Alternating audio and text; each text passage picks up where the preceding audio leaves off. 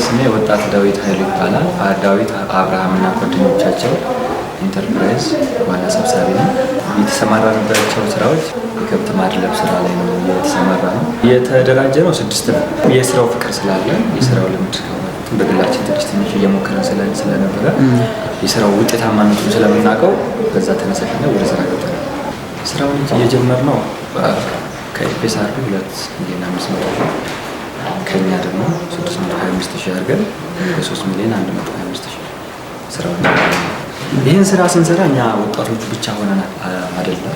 የቀበሌ የግብርና ባለሙያዎች አሉ፣ የወረዳ የግብርና ባለሙያዎች አሉ። በልዩ ድጋፍ እያደረጉልን እዚህ ስራ ላይ በሚገኛም በተለየ ተሰጥኦ በተለየ የስራው ፍቅር እየሰራ ነው። ለወደፊት ደግሞ በቂ የሆነ ነገር ሰርተን በቂ የሆነ ነገር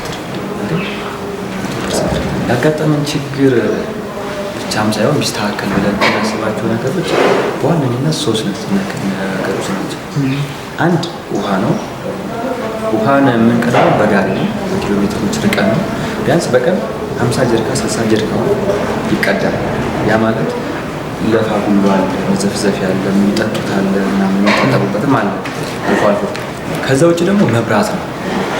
መብራት አሁን 18 ከብት ዘግተህ በስልክ አንድ በአንድ ለማየት ለሊት አትችልም።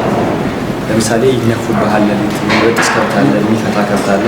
ያን ነገር እንዲስተካከልልን መብራት ቢገባልን አሪፍ ነው። ስራችንንም በተሻለ እንሰራለን ብዬ አስባለሁ። ሶስተኛውና ዋናው ደግሞ የገበያ ትስስር ቢደረግልን እጅግ በጣም ደስ የሚል ይሆናል ብዬ አስባለሁ። አዳማ መታፈሪያ ከሲያደብርና ወረዳ 11 ክልል ጽሕፈት ቤት የስራ ዕድል ፈጠራና ኢንተርፕራይዞች ልማት ቡድን መሪ ነኝ። በየአመቱ ስራ ፈላጊ ይለያል። ከተለየ ውስጥ በቤተሰብ ንግድና በሽርክና ማህበር እናደራጃለን። በርካታ ኢንተርፕራይዝም ይደራጃሉ። ከበርካታዎቹ በዛ መከተራቸው ከበርካታዎቹ አንዱ ይሄ ነው። ዳዊት አብርሃምና ጓደኞቻቸው ማለት ነው።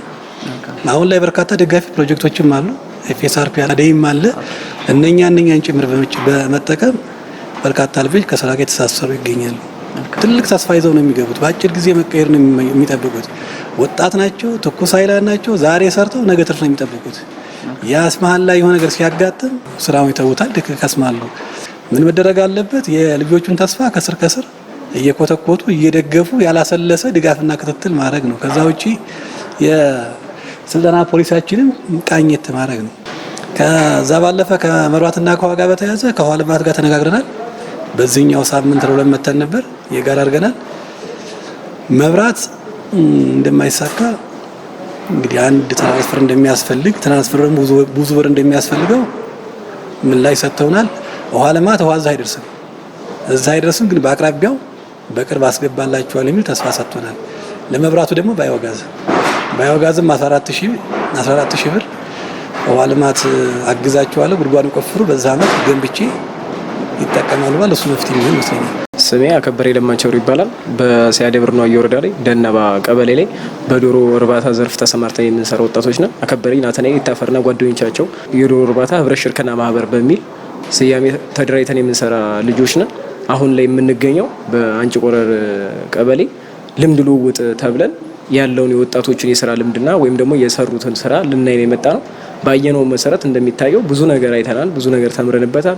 ወጣቶቹ ትልቅ ስኬታማና ከራሳቸውም አልፈው ማህበረሰቡን የሚጠቅሙበት እኛም ትልቅ አርአያና ተሞክሮ የምንወስድበትን ነገር ብዙ ነገር አይተን ያለን። ትልቁ ነገር ከነዚህ ወጣቶች የተማርነውና ያየነው ነገር ከልምድ ልውውጥም አንፃር የተገነዘብነው ነገር ትልቁ ነገር የትኛውም ሁኔታ ሰርተን መለወጥ እንደምንችል፣ የስራ ቆራጥነት ካለ፣ የመስራት ሀሳቡ ካለ፣ ለመስራትም ሆነ ኔጌቲቭ ነገር ከማሰብ ይልቅ መስራት እችላለሁ መለወጥ እችላለሁ የሚለውን ሀሳብ ካሰብን ማንኛውም ሰው የሆነ ቦታ ላይ የማይደርስበት ምንም ምክንያት እንደሌለና ቆራጥነትንና በየትኛውም አቅጣጫ የስራ ተነሳሽነት ኖሮ ከተንቀሳቀስን እነዚህ ልጆች የደረሱበትን ቦታና ያለውን ነገር ሁሉም ሰው መንቀሳቀስ እንደሚችል ትልቅ ነገር ተገንዝበናል ማለት ነው። ስሜ ማሙሸት ወልደ ማርያም እባላለሁ። የሲያደብርና ዋዩ ወረዳ የእንስሳት ጽሕፈት ቤት የሂደት መሪ ነኝ። ወጣቶቹን ተመደገፍ ተማንቃት አኳያ ከፍተኛ ስራ እየተሰራ ነው ያለው። አሁን ያለንበት ዋዩ ዞን አንጭ ቆረር ከተማ ላይ ነው ያለነውና አሁን ይሄ እንደምታዩት አምስተኛችን ነው።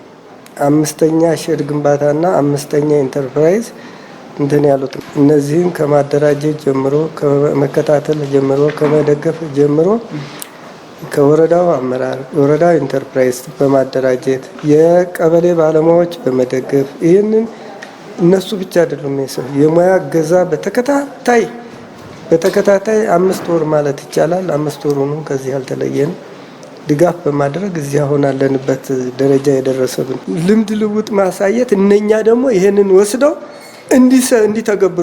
እንዲተገብሩት የተገበሩም አለ።